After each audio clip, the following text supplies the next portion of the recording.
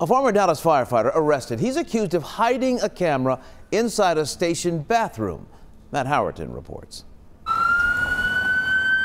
Disturbing details are rising from Dallas Fire Rescue Station 11 after an ex-firefighter was arrested today. It's absolutely inexcusable and not forgivable at all.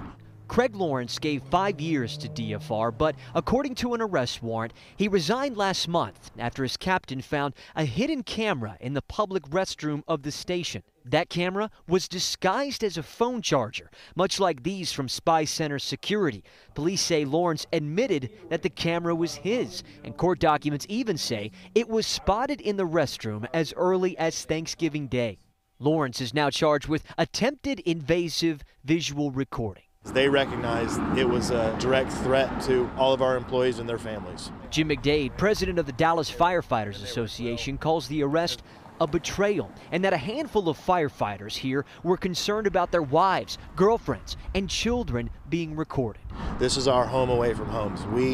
We expect to be safe and to be able to bring our families into the fire station. Yet investigators haven't found any recordings of anyone. The arrest warrant says the disc in the hidden camera was physically damaged. The warrant goes on to reveal that police searched Lawrence's home and found he'd visited porn sites with footage of hidden cameras in bathrooms of women using the restroom. They also allegedly found a hand-drawn picture of a Dallas firefighter sitting on the toilet with his pants down. Lawrence is now a firefighter here in Wilmer. The city manager told me today that he's been placed on administrative leave until further notice.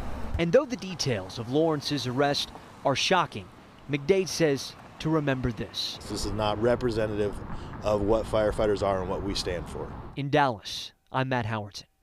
Now, the